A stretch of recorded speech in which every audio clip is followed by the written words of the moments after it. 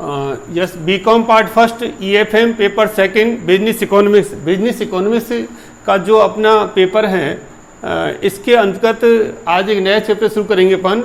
उसका नाम है लॉ ऑफ सब्स्टिट्यूशन अथवा लॉ ऑफ इक्यू मार्जिनल यूटिलिटी, प्रतिस्थापन का नियम या सम सीमांत उपयोगिता नियम।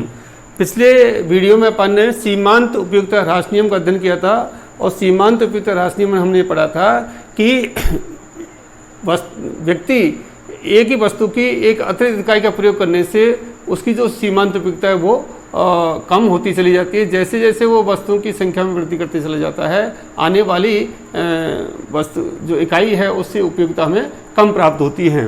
जो प्रतिस्थापन का नियम है या समसीमांत उपयोगिता नियम है, इसका प्रतिपादन भी 1858 में जर्मन के जो अर्थशास्त्री थे HS गोसेन, उन्होंने किया था। इसको हम गोसेन का दूसरा नियम भी कहते हैं, गोसेन का सेकंड लॉ ऑफ गोसेन।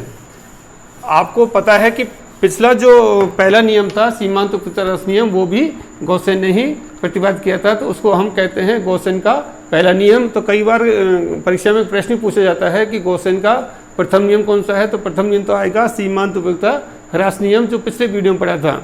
और गोसेन का जो दूसरा नियम है वह है प्रतिस्थापन का नियम या समसीमांत उपयोगिता नियम।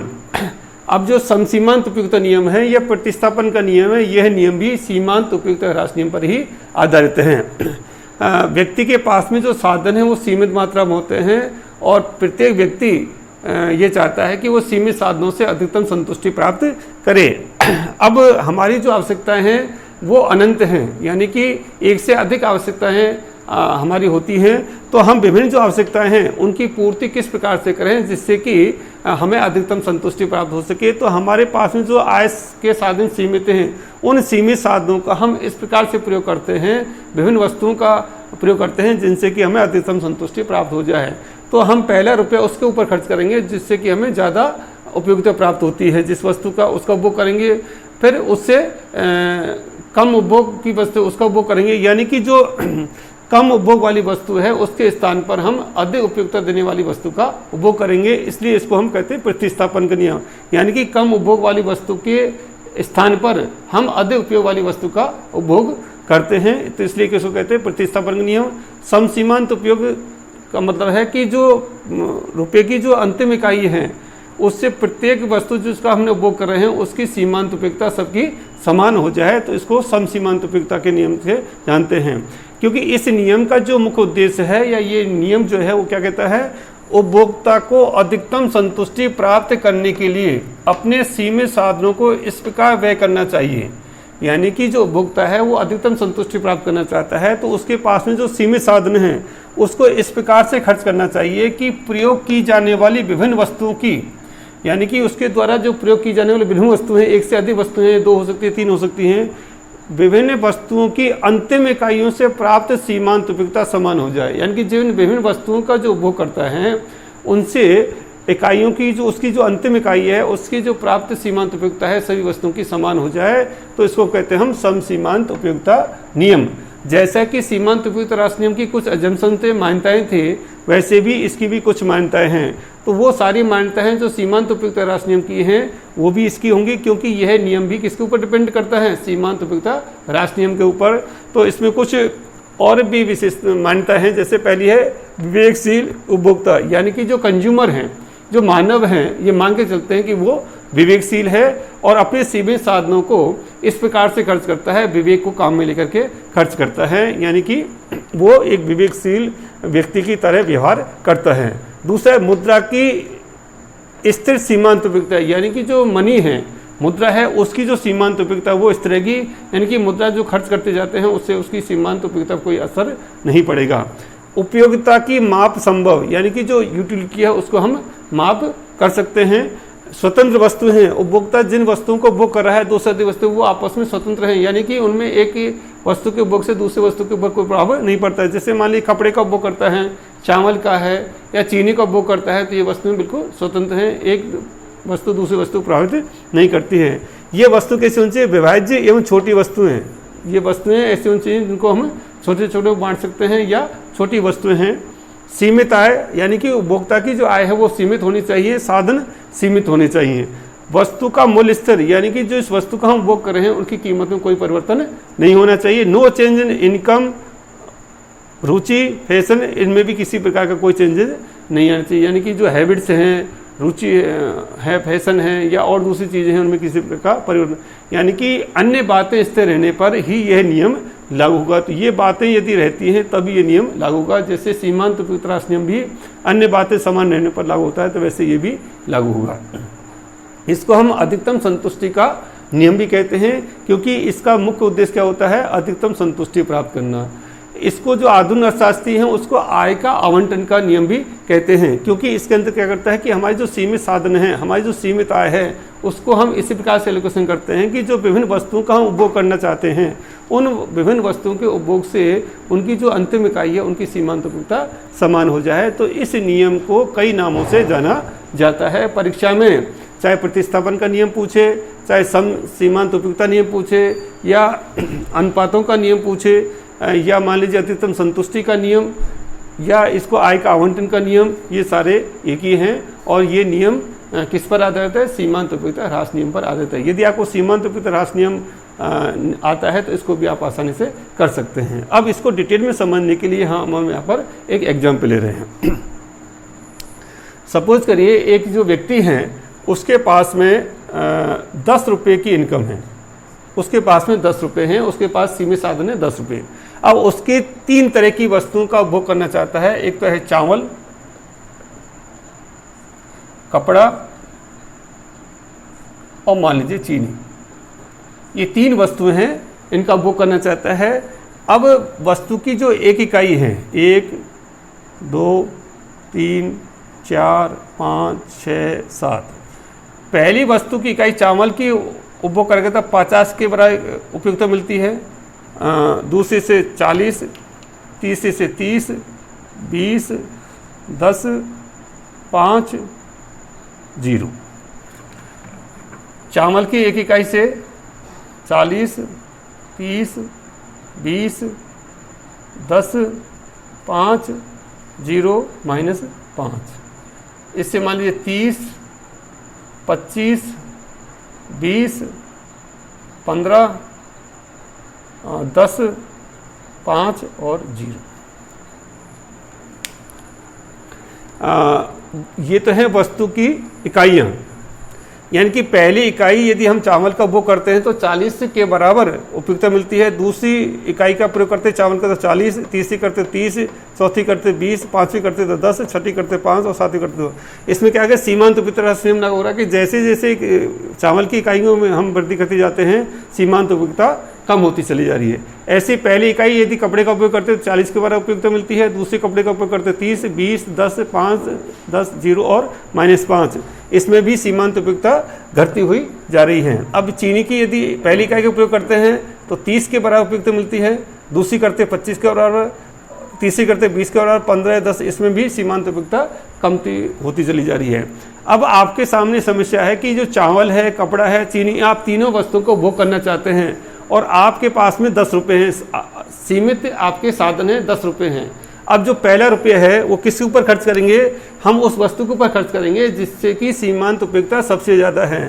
तो आप देखिए पहली जो इकाई है या पहला रुपया है वो चावल के ऊपर खर्च करेंगे, क्योंकि चावल से 50 रुपये की 50 के बराबर हमें उपयुक्तता प्राप्त हो रही है। अब जो दूसरा रुपया है, आप कपड़े से भी 40 की मिल रही है और चावल से भी 40 के बराबर उपयुक्तता मिल रही है। चूँकि कपड़ा के ऊपर दूसरा पैसा हम खर्च करेंगे क्योंकि हमारे पास में चावल की एक इकाई तो पहले से थी, तो हम कपड़े की दूसरा रुपया कपड़े के ऊपर खर्च करेंगे, तीसरा फिर वापस चावल के ऊपर खर्च करेंगे क्योंकि इससे 40 के बराबर। अब जो चौथा रुपया है, अब देखिए चीनी के ऊपर खर्च करेंगे, पांचवा इसके ऊपर खर्च करेंगे, छठा इसके ऊपर खर्च करेंगे, सातवां जो रुपया होगा वो हम इसके ऊपर खर्च करेंगे, आठवां इसके ऊपर खर्च करेंगे, नौवां यहाँ खर्च करेंगे और 10वां रुपया ये खर्च होगा। आपने जो 10 रुपये थे उन 10 रुपये को खर्च क्या किया कि चावल की 1, 2, 3, 4 इकाइयाँ आपने कंज्यूम की हैं और कपड़े की आपने 3 इकाई ली हैं और चीनी की भी आपने 3 इकाई ली हैं, जिससे कि आपको अधिकतम संतुष्टि प्राप्त होगी। अब इसको देख लेते हैं अपन कि हमने मान्यता में पढ़ा था कि मानव विवेकशील प्राणी हैं, वो विवेक से खर्च कर रहे हैं। यानी कि पहला रुपया वो सबसे ज़्यादा चावल से उपयुक्तता मिल रही है तो पहला रुपया चावल के ऊपर खर्च किया, दूसरा उसने कपड़े के ऊपर खर्च किया, तीसरा फिर चावल के ऊपर खर्च किया क्योंकि इससे 40 की इकाई। अब चौथा जो रुपया वो चीनी के ऊपर खर्च किया, हालांकि चीनी से भी 30 के बराबर उपयुक्तता मिल रही है, कपड़े से भी 30 के बराबर मिल रही है और चावल से भी 30 के बराबर मिल रही है। चूँकि पहले ये 2 इकाई चावल की कम मिल चुका है, कपड़े ले चुका, चीनी नहीं थी तो पहले चीनी के ऊपर फिर कपड़े के ऊपर, फिर इस सीक्वेंस से वो पैसा खर्च करेगा। अगर यदि हम टोटल देखें तो इसे 10 रुपये से 1 2 3 4 चावल की जो उपयोगिता है कितनी प्राप्त होगी? 4 से 50 प्लस 40 प्लस 30 प्लस 20, तो कुल उपयोगिता प्राप्त होगी 50 90 120 140। 4 रुपये जो आपने चावल की इकाई पे खर्च किए उससे आपको उपयोगिता मिली 140 इकाई के बराबर। कपड़ा से कितनी मिलेगी? 50 40 30 20 40 30 70 20 90। और चीनी से कितनी मिली? 30 25 55 और 20 75। कुल उपयोगिता होगी आपकी 5 7 और 16 4 20 305 इकाई के बराबर आपको कुल उपयोगिता प्राप्त होगी। ये अधिकतम उपयोगिता है। यदि आप इसको 4 रुपये आप चावल के ऊपर खर्च करेंगे, 3 कपड़े की लेंगे और 3 ही चीनी के लिए पर लेंगे, तब जाके आपको अधिकतम उपयोगिता प्राप्त होगी।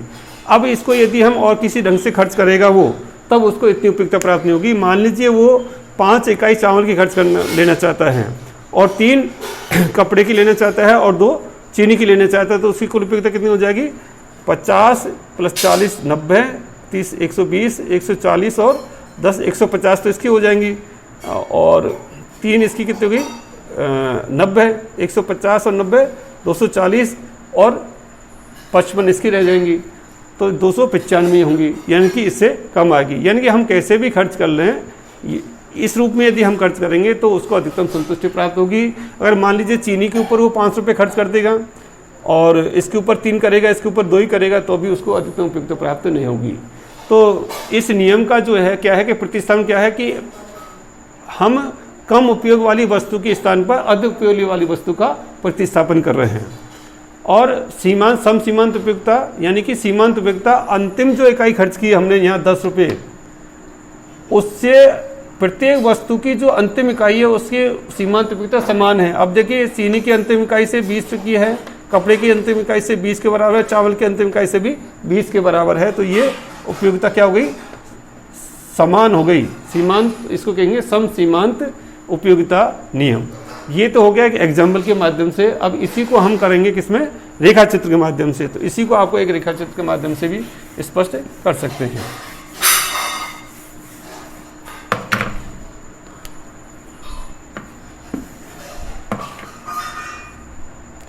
एक साथ आपको 3 डायग्राम बनाने हैं।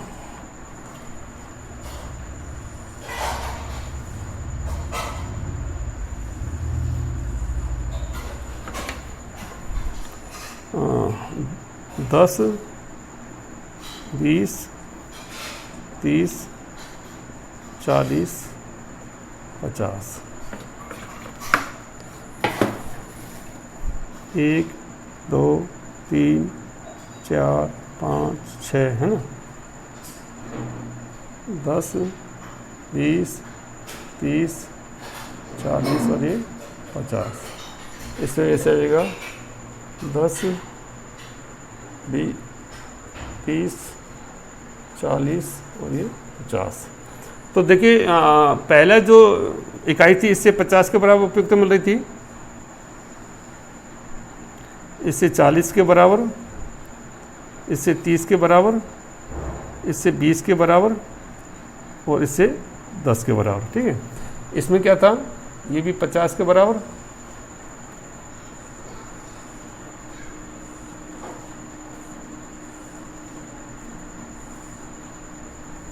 हाँ, 10 20 30 40 और ये 50 है ना।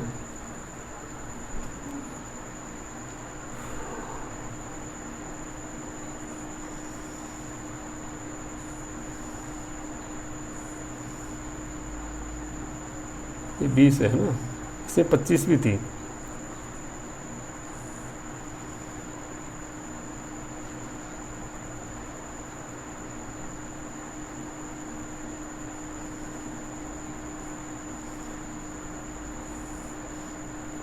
आ, 10, 20, 25, 30, 40, ये 50। तो हमने देखा कि जो 20 इकाई है इस पे समान, तो इसे आप सीधी रेखा खींच दीजिए।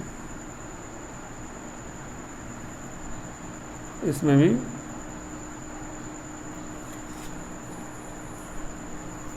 सॉरी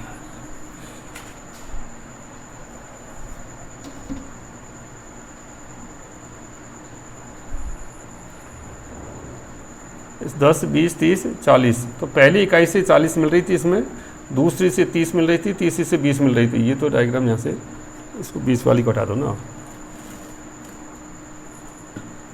भाई। ये तो ये हो गई और ये हो गई, ये हो गई, है ना। इसमें क्या था कि पहली इकाई से 10, 20, 30, पहली इकाई से 30 थी, दूसरी से 25 थी और तीसरी से 20 थी। तो यहाँ पर आपने को ये जो 20 है इसके सीध में ले लो आप, ये बिल्कुल जैसे इसके सीध में आ जाएगी। तो यहाँ पर 4 इकाई, तो 1, 2, 3, 4 इकाई तो आपकी कपड़े की और 3 इकाई इसकी और 3 इकाई इसकी। इससे आपको बराबर सीमांत उपयोगिता प्राप्त होगी। यानी कि एक वस्तु ये हो गई, एक ये हो गई और तीसरी वस्तु ये हो गई। तो 4 रुपये तो अपन ने इस वस्तु के ऊपर खर्च किए, 3 इसके ऊपर खर्च किए और 3 इसके ऊपर खर्च किए। पिछला जो एग्जाम्पल था उसके आधार पर अधिकतम जो उपयोगिता आएगी तीनों को मिला करके वो कितनी आएगी, 305 इकाई के बराबर। तो इस प्रकार से जो समसीमांत उपयोगिता नियम है, नटशेल में यदि हम बात करें तो डायग्राम आप और अच्छी तरह से इसको बना सकते हैं। फेयर में इसमें जगह कम थी इसलिए थोड़ा ऐसे ही बना है।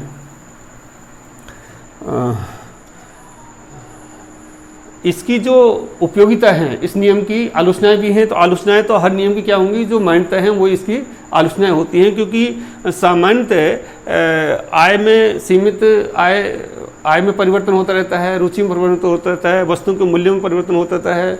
वस्तुओं की छोटी इकाई, कई चीज़ें उसको टुकड़ों में बांटना संभव नहीं है। जैसे मान लीजिए कंप्यूटर है, उसको छोटे छोटे टुकड़े करेंगे तो उसकी उपयोगिता नष्ट हो जाएगी।